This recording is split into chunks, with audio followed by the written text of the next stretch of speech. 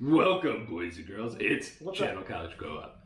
Graham and Shaf are back, and there has been another Last Ronin issue since we've been gone. 2-3 weeks now? Yeah, at least that. Yeah. So a little late with this one.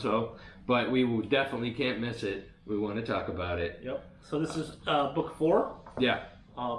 Cut you off. Go ahead. No, I mean, go ahead, man. Yeah. So this is the continuation of the story, as you probably remember from our last video. Number 3 was just a little bit of a letdown.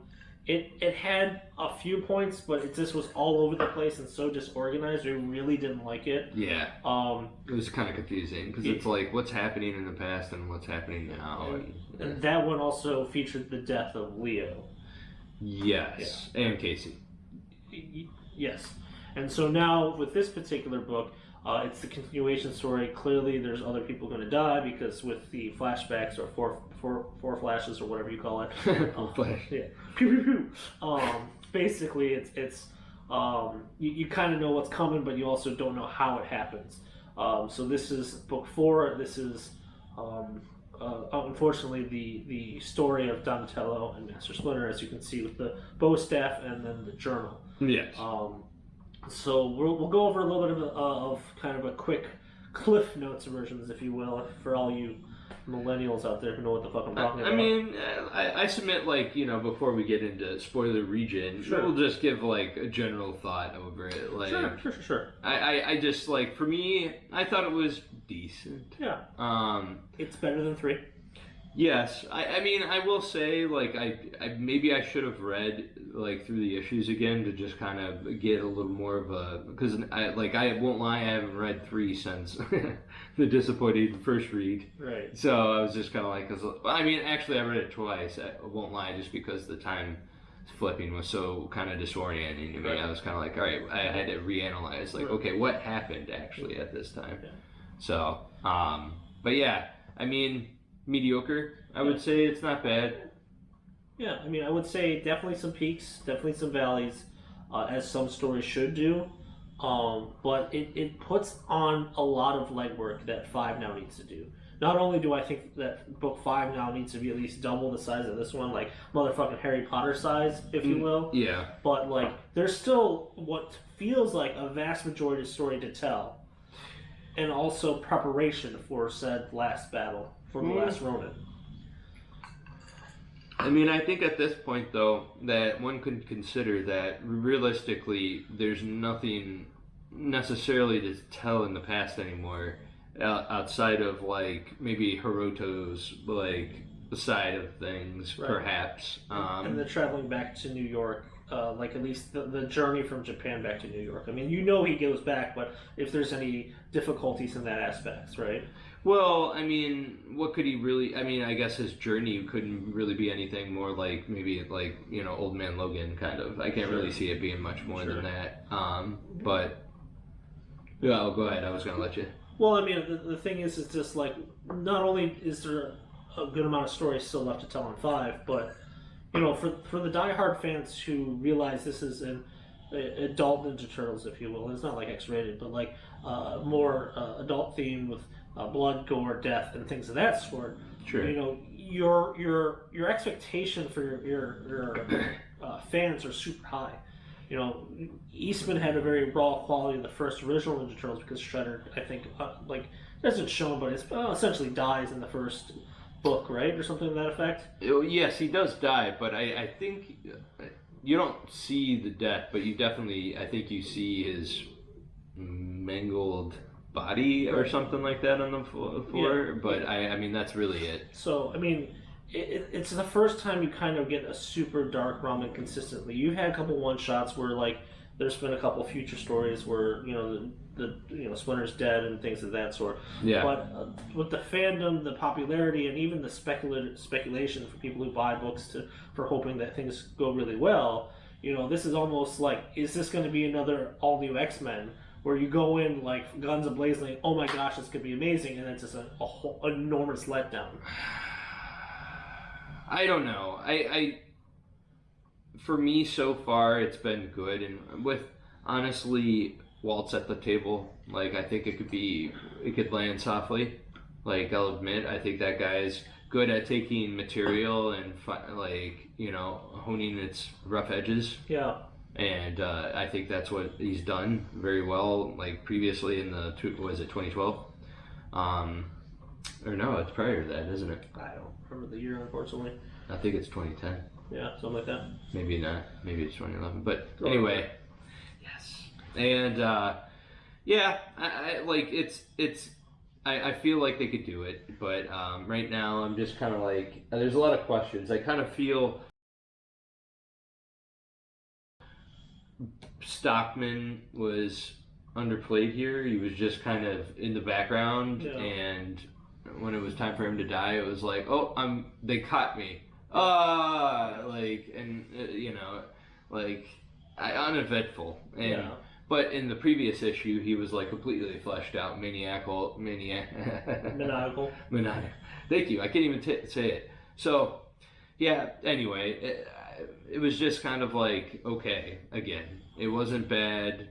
It was much better than 3, but it still fell short of 1 it and was just 2. kind of like a flat line for me. Yeah, I mean, so definitely some legwork. We're both intrigued. We're gonna finish off the series and buy it and read it, of course. But you know, I feel like there's definitely a large amount of expectation, for me at least, of what's coming and what could be for this final story.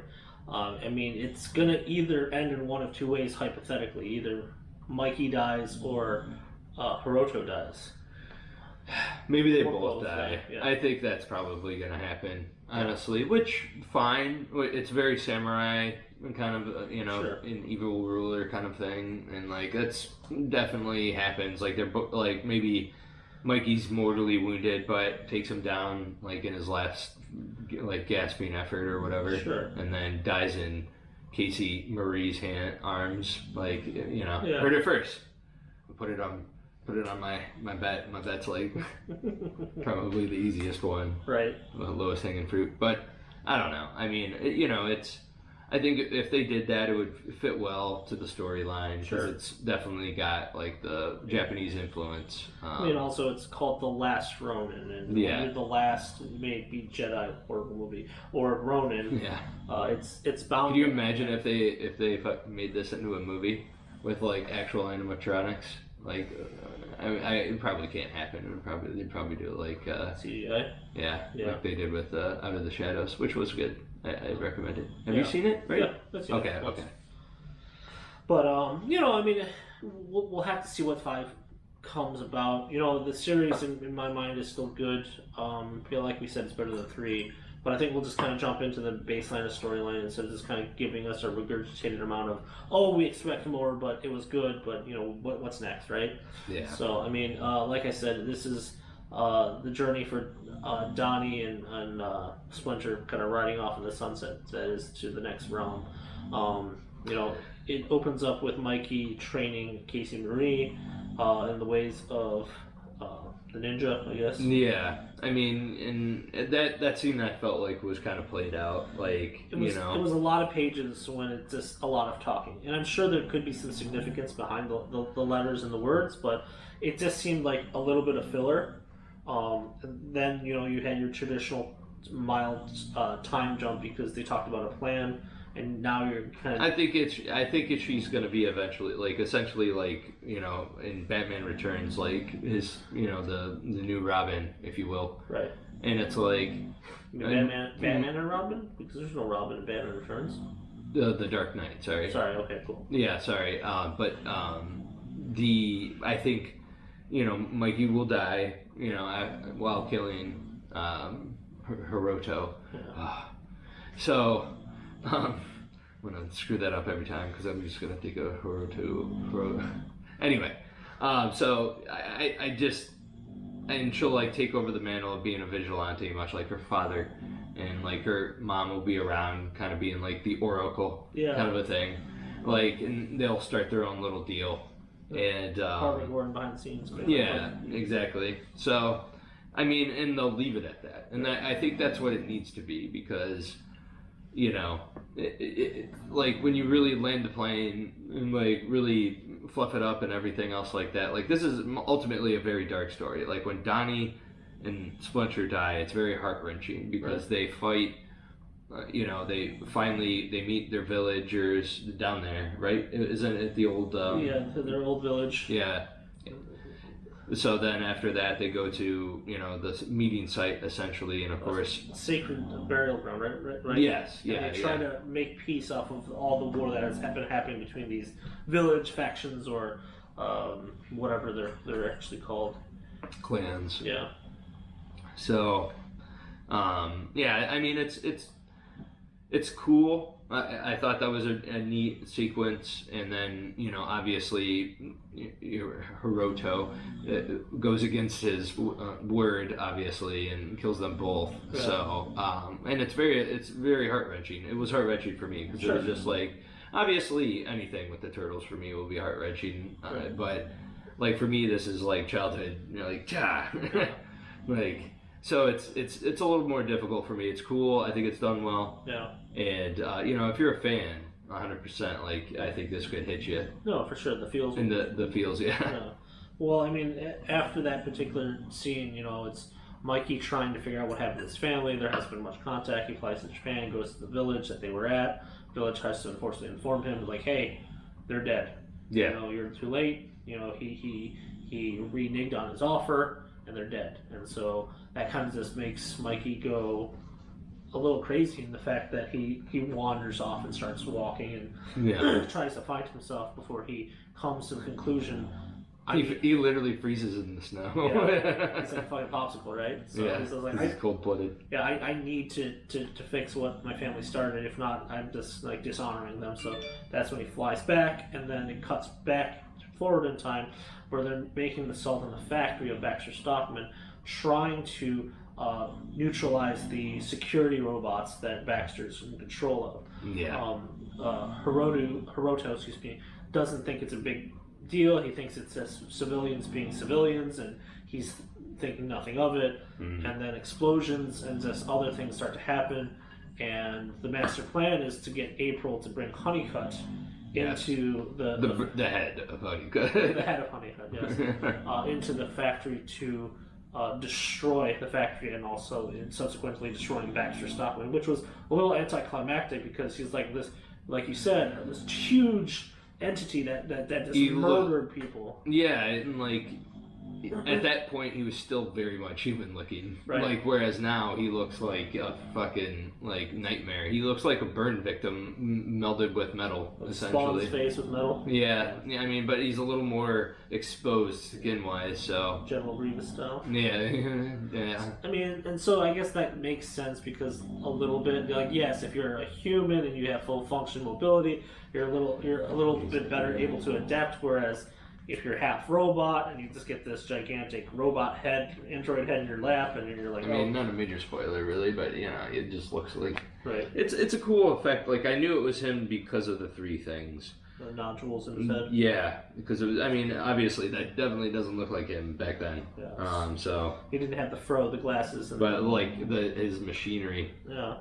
Like it kind of looks like the Crane action figure a little bit. From back in the day. Yeah, the old school walker. Yeah. Yeah. So, I mean, with that said, like, it goes with that, the plan kind of goes off out of hitch. Clearly, they lost a lot of people on their side fighting for this cause. And then Hiroto realizes, okay, it's going to be endgame soon. Mikey and them are going to storm. They're going to fight. Something's going to happen. Yeah. And that kind of where book 4 ends. I mean, you gave a little bit of your prediction. But I think, honestly, for me, in terms of prediction of what 5 is will Hiroto die? Yes. Will Mikey die? Yes. But I think this would be kind of emblematic of the Last Ronin if you have this bottom half where he stumbles to the woods. Oh, like he's like mortally wounded, but he makes it back. Well, not to Japan, but he makes it to the woods and then collapses. Northampton. Yeah, Northampton. And basically tells, like, Casey Marie, like, whatever happens, you are now... The master, the master of the dojo. Teach what my father. Well, I think they no. He yes. He no. What's their clan called? Is it just called Yamamoto? What's his? Mato-Yoshi? Yeah. Is it Yamamoto clan? Possibly, right? We'll look it up per usual. But say Clan Hamato. Hamato. Yeah. Yes. Okay. So yeah, it progresses into like the final standoff. You know, obviously they upload Honeycutt. Yeah. And take down Stockman in a warehouse, like a blaze of fucking flame, which is funny to see. But oh yeah, there's a good shot of him. Yeah. He's very much exposed. He basically is a cyborg, but he looks like he like melted his. Gets vaporized. No, he's nanomachines, right? Something like that. Nanobots. Maybe I don't know. So yeah, anyway, it's really cool. It has potential to land well. Yeah. Let me put it that way. Like it has, like this would probably very much be a series much better read all together at once. Right. I also think that they have the possibility now of making book one essentially the third best like Ninja Turtle book. Like you have number one, the OG Kevin Eastman, Peter Laird. You have the 2010 series, and then this book. I know that Jenica's origin story is a big book as well, but I think this could be number 3 if they kill it, stick it, and end it properly. Yeah. Sorry, what's your prediction though? Yeah, it's going to be Hiroto dies in his glass empire, or whatever the hell it is, in the skyscraper. Mikey's mortally wounded, goes to Casey Marie in April and be like, hey, and doesn't tell them that he's mortally wounded, that, hey, you know, Casey Marie, you're now head sensei. Teach what my father couldn't to everyone else. April, take care. I need a long vacation. He plays it off as a joke, like, you know, old, you know, Mikey type of childy humor. And then he walks into the woods, collapses, and then it kind of like fades, and then you have Jedi Ghost family, if you will.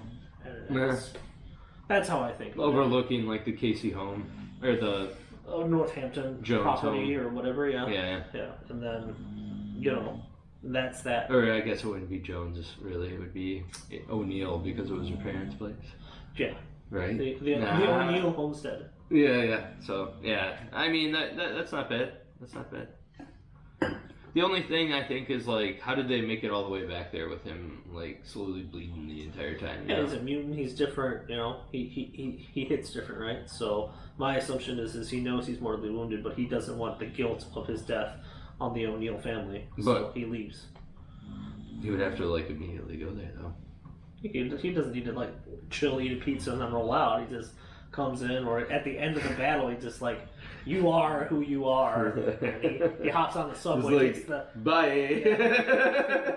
Tries to take the subway up to Canal Street or whatever. No, that's Chicago. Yeah, or whatever it is, you know. 4th, 5th, name one.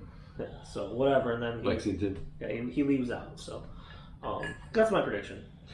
I mean, I think it would be cool, like if. I think that's totally fine. I just think I think it's gonna be one of those where like they either kill each other at the same time, or like Mikey barely outlives and dies in the arms of the 2 women he loves, essentially. Sure. I think if they had like 2 frames of one just like maybe Hiroto losing an eye or an arm or a hand, like. Oh, like they just maim him? Well, each of them are maiming each other so badly with anger and bloodlust that it gets to a point where, you know, they're exhausted and. Well, is Hiroto? Now here's the question: is Hiroto 100% just human? I mean, your guess is as good as mine. We can barely say his name, let alone know his physiology, right? I mean, you know, realistically, like, was Shredder just a man? He was, wasn't he? Yeah. And so I mean. Until he drank the mutagen. Did he though? In the movies. Yeah, well, oh yeah. No, I have to say no. Yeah, I don't think so. I don't think so. No. It sounds like it's from the original series, but for sure. And then Karai's just a human, so it's like they're just really fucking good martial artists, right? So I mean, we'll have to see, but I mean, you know, if you like these type of opinion pieces, and if we run into smaller series, there's no way we could do a Batman run or something like that, just because how vast it is. But if there's some miniseries that you think are cool and you think we'd like, you know, drop in the comments. We'll be more than happy to read up on it. We're big comic book fans, and we can do pieces like this for your entertainment and your joy. So, yeah. I mean, it'd be rough to jump back into TMNT right now. I have no idea what's going on. Yeah, by the trades, it'll be fine, right? So honestly, it's probably not a good time. It's probably a shadow of its former self. No comment. But I think that's pretty much wraps up what our thoughts. The first 50 are great. You can't debate that. No, for sure. City of War was highlights. Goddamn. But anyway. Yeah, that's our opinions of Last Ronin Book 4. We'll see what Book 5 has to bring. Thank you so much for watching. Like, subscribe, hit that bell. We'll see you next time. Take care. Whatever.